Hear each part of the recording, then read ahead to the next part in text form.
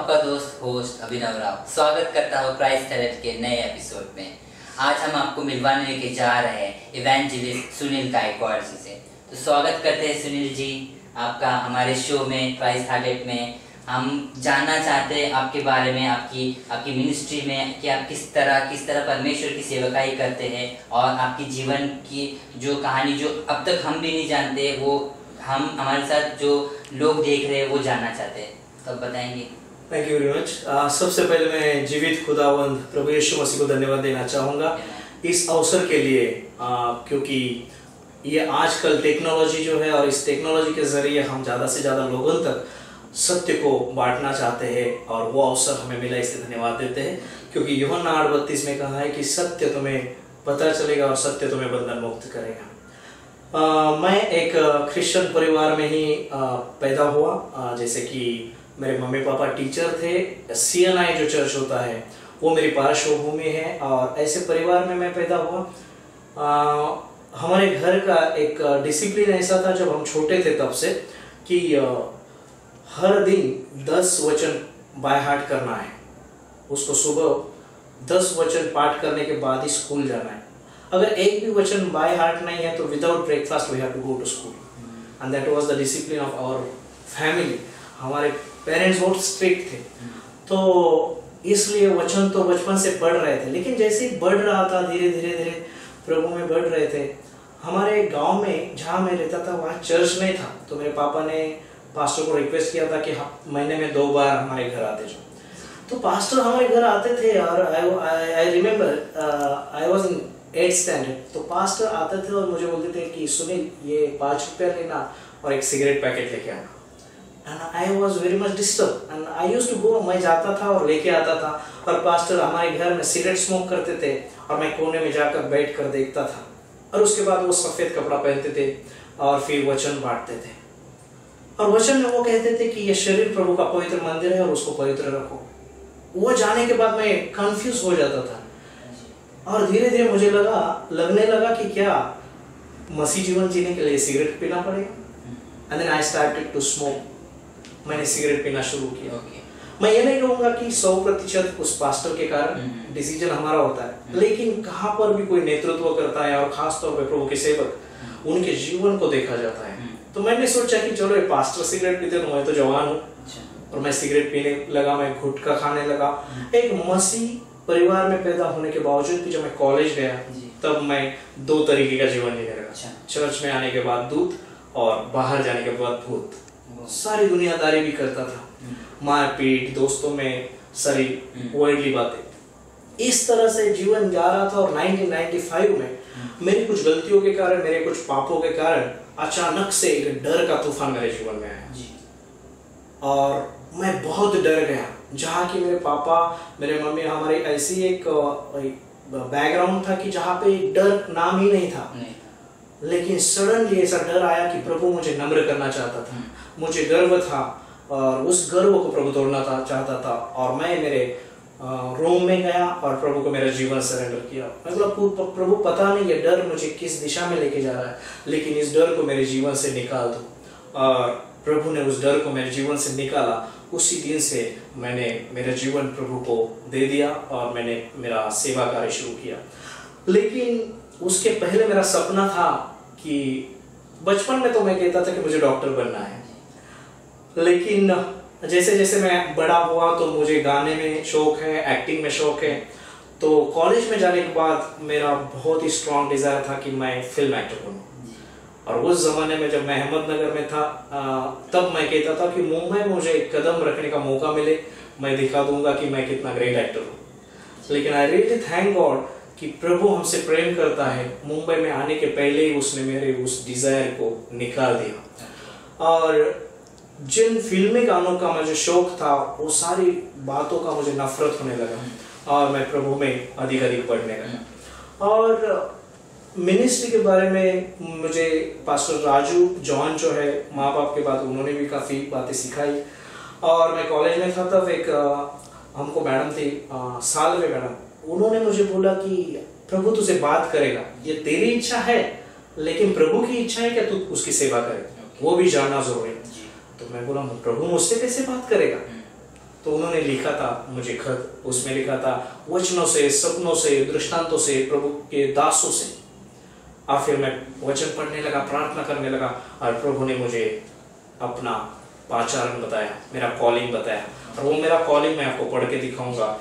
और तिमोथी का चौथा अध्याय, दूसरा तिमोथी और उसका चौथा अध्याय और उसका 2 से लेकर 5 तक का वचन, ये मेरा कॉलिंग है, ये मेरा पाचारण है। कि तू वचन का प्रचार कर, समय और असमय तैयार रह, सब प्रकार की सहनशीलता और शिक्षा के साथ उल्हाना दे और डांट और समझा, क्योंकि ऐसा समय आएगा जब लोग खरा उपदेश न सह सकेंगे, पर कानों की खुजली के कारण अपनी अभिलाषाओं के अनुसार अपने लिए बहुत से उपदेशकों बटेर लेंगे और अपने कान सत्य से फेर कर कथा कहानियों पर लगाएंगे। पर तू सब बातों में सावध रह, दुख उठा, सुसमाचार प्रचार कर, काम कर और अपनी सेवा को पूरा कर। आमीन। तो इस तरह से प्रभु ने मुझे ये पाचारण दिया कि जब भी मैं मेरे दोस्तों में या तो जो भी कोई गलती करता तो मैं डांटता हूँ, करेक्ट करता हूँ, तो मेरे रिलेशंस खराब होते थे, आज भी होता है। लेकिन मैं सोचता था प्रभु मैं ऐसा क्यों हूँ, लेकिन बार बार प्रभु की आत्मा ने मुझे बताया कि तेरा पाचारण ही वही है। इसलिए मैं मेरे मिनिस्ट्री में भी मेरे लोगों को मीठी मीठी बातें नहीं बताता, मैं लोगों को सत्य बताता हूँ, क्योंकि चिन्ह चमत्कार चंगा ये तो होते ही रहेगा, लेकिन हमें लोगों को स्वर्ग तक लेके जाना है। तो उस तरह से मैंने मेरे पाचारण को जान लिया और फिर मैंने बोला कि I was literally mad for God. And in 1997-8 मैं बोला मेरे पापा को कि मुझे पास्टर बनना है। मेरे पापा मम्मी खुश भी हुए, थोड़े दुखी भी हुए, इसलिए कि पास्टर बनेगा हमारा बेटा, प्रभु की सेवा करेगा तो अच्छी बात है, लेकिन पास्टर लोगों को कितना तनख्वाह मिलता है, तो उनको लगा कि अपने बेटे का भविष्य क्या होगा। इस तरह से मैं बोला कि मुझे बीडी करना है, मुझे बाइबल कोर्स करना है। मैं मेरे पापा के साथ बिशप हाउस गए स्पॉन्सरशिप के लिए। उस जमाने बिशप तो मीटिंग में थे, कि मेरे पापा के पुराने दोस्त मिले और वो बोले कि चलो हम कैंटीन में चाय पीते हैं। और उस समय उन्होंने पूछा मेरे पापा को, क्या तुम्हारा बेटा है? वो बोले हाँ। क्या करता है? बोले पास्टर बनना चाहता है। वो अंकल जोर से हंस पड़े, मुझे बुरा लगा, मैं प्रभु की सेवा करना चाहता हूँ, ये अंकल हंस क्यों रहे? लेकिन तुरंत उन्होंने आगे मुझे कहा, बोले कि बेटा तुझे अगर प्रभु की सेवा करनी है तो प्रभु के पैसे पे मत करना, खुद के पैसे पे। मैं फिर भी नहीं समझ पाया। मैं बोला कि अगर मैं मेरा पूरा जीवन प्रभु को दूंगा, उसके बदले में मुझे अगर गुजारा करने के लिए थोड़ा सा पैसा मिलेगा तो उसमें क्या गलत है। लेकिन बिशप की तो मुलाकात हुई नहीं। उस रात को मैं घर गया, मुझे नींद नहीं आ रही थी। बार बार वो अंकल की बात कि तू अपने पैसे पे सेवा कर, और प्रभु के एक वचन ने मुझे आकर उन अंकल की बात को क्लियर किया। प्रभु का वचन कहता है कि मैंने तुम्हें मुफ्त दिया है, तू भी दूसरों को मुफ्त दे। खास तौर पे प्रभु का वचन हम बेच नहीं सकते, इट्स प्राइसलेस, ये अनमोल है, इसकी कीमत नहीं हो सकती। और तब से मैंने ठान लिया कि मैं नौकरी करूंगा और फिर मैं अपने पैसे से सेवा करूंगा। और फिर मैंने MSW किया और फिर मास्टर इन सोशल वर्क किया, इसलिए कि बहुत सारी क्रिश्चियन ऑर्गेनाइजेशंस होती है, उनमें मैं कमाऊंगा और सेवा करूंगा। पंडित रमाबाई मुक्ति मिशन में मैं गया, जहाँ पे मेरी बहन वैशाली काम करती है, उसको मिलने जाता था। तो उसने मुझे अंधी औरतों का एक विभाग है उसको दिखाया जी।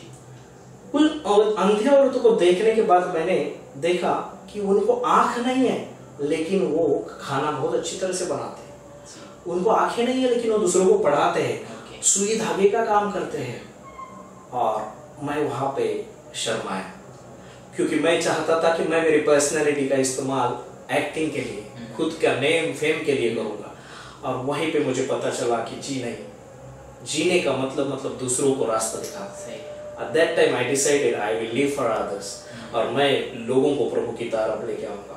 उसके बाद मैं 2003 में बॉम्बे में आया, फिल्म इंडस्ट्री के करीब काफी लोगों के साथ संपर्क में आया, लेकिन फिर प्रभु को धन्यवाद देता हूँ कि प्रभु ने मुझे कभी भी उस माया नगरी में आकर्षित नहीं होने दिया।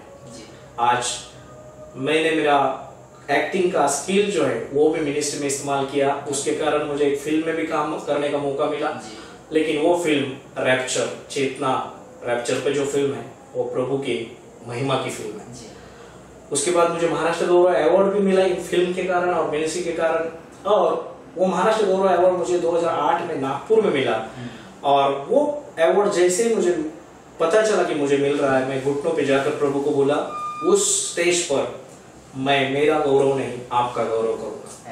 और मैं प्रभु को धन्यवाद देता हूँ कि प्रभु की आत्मा ने उस स्टेज पर, कोई क्रूसेड का स्टेज नहीं था, लेकिन उस स्टेज पर प्रभु यीशु का सुसमाचार बताने का धीरज मुझे दिया और मैं वो कर पाया। और प्रभु अलग अलग जगह पर मुझे इस्तेमाल करता है। प्रभु ने अलग अलग दान दिए। मैं ऑटो वाले को, टैक्सी वाले को, अलग अलग संपर्क में जितने भी लोग आते हैं उनको प्रभु का सुसमाचार बताता है और उसके नतीजा ये होता है कि लोग प्रभु को स्वीकारते हैं। मैं कुछ नहीं करता हूँ, लेकिन प्रभु का वचन कहता है बल से नहीं, पराक्रम से नहीं, तो मेरी आत्मा से कार्य सिद्ध होगा। तो बस प्रभु की आत्मा कार्य कर रही है। और आज अन्य जाति के अलग अलग धर्मों के लोगों के साथ मैं सेवा कर रहा हूँ, उनके बीच में मैं सेवा कर रहा हूँ, उनकी सेवा कर रहा हूँ और मैं बहुत खुश हूँ। मुझे बहुत अच्छा लगता है उनके साथ समय बिताना। तो यही संक्षिप्त में मेरी गवाही है और मैं प्रभु के राज को बढ़ाकर प्रभु की महिमा जीवन भर करना चाहता हूँ। काफ़ी अच्छा लगा आपका जो गवाही सुन के हम सबको। कुछ सवाल है हमारे पास आपको पूछने लायक। आप अन्य जातियों में काफ़ी सेवकाई करते हैं, तो आपका दर्शन क्या है? जी हाँ, सवाल बहुत अच्छा है, क्योंकि बाइबल का वचन कहता है, प्रभु कहता है कि प्रभु की इच्छा है कि एक भी आत्मा का नाश ना हो जी। और यीशु मसीह केवल मसीह लोगों के लिए इस दुनिया में नहीं आया। यूहन्ना 3:16 कहता है कि खुदा ने जगत पर इतना प्रेम किया कि एक भी आत्मा का नाश ना हो, बल्कि जो कोई प्रभु यीशु पर विश्वास करे उसको अनंत काल का जीवन मिले। हर एक आत्मा के बारे में प्रभु को कंसर्न है। अगर मेरा उद्धार हुआ है और मैं बहुत ही धर्मी हूँ, मैं चर्च में good Friday, Easter Sunday, Christmas सब कुछ कर रहा हूँ और अपने ही लिए सब कुछ कर रहा हूँ, कि इवन चर्च के लिए सब कुछ कर रहा हूँ, तो उसमें मुझे नहीं लगता कि प्रभु खुश होगा। अगर ऐसा होता तो 99 भेड़ों को छोड़कर एक भेड़ को ढूंढने के लिए प्रभु क्यों चाहता? इसलिए इस बात को मैं समझा कि मेरे प्रभु चाहते हैं कि लोग अंधकार में हैं, उनको जीतना है, उन आत्माओं को जीतना है। और इसलिए मैं तो कुछ नहीं करता हूँ, बस मेरे अंदर वो तरस आती है जो यीशु के दिल में मुझे देखकर, पाप में देखकर तरस आई, और बस मैं अन्य लोगों में जाता हूँ, उनको यीशु का सत्य बताता हूँ। प्रभु ने दिए हुए दानों को इस्तेमाल कर प्रभु उनको छुटकारा, चंगाई देता है और लोग प्रभु को स्वीकारते हैं। ये सेवा करते समय मेरा दर्शन यह है कि मैं केवल मुंबई में नहीं, केवल महाराष्ट्र में नहीं, तो मैं केवल भारत में भी नहीं, मैं दुनिया भर जाकर प्रभु के सत्य को बताना चाहता हूँ। और ऐसी जगह पर जहाँ पर लोग अपना कंफर्ट जोन छोड़कर जाते नहीं, ऐसी जगह पर भी जाकर मैं आत्माओं को जीतना चाहता हूँ। काफ़ी अच्छी लगी ये बातें पास्टर जी। जिसे आप बता सकते हैं किस तरह से परमेश्वर की सेवकाई करना चाहिए हमें? जैसे हम देखते हैं कि सेवकाई तो काफ़ी बढ़ रही है हमारे भारत में और दुनिया भर में। आजकल अलग अलग प्रकार की सेवाएं यीशु के नाम से हो रही है। मसीहत या तो क्रिश्चियनिटी ये धर्म नहीं है, ये लाइफस्टाइल है। हम लोगों को धर्म जब तक सिखाएंगे तब तो लोग प्रभु का पीछा नहीं करेंगे, क्रिश्चियन लोग भी नहीं करेंगे। तो बाइबल के वचन ने मुझे बताया कि अंत के दिनों में झूठे संदेश आएंगे और उनको तो कैसे पहचानोगे? आगे ही लिखा है कि उनके फल से। सेवकाई कैसी करनी चाहिए, आपका यह सवाल है कि जो सेवक होता है वो फल देने वाला होना चाहिए। कोई भी पेड़ जो है वो हम फल से परखते हैं।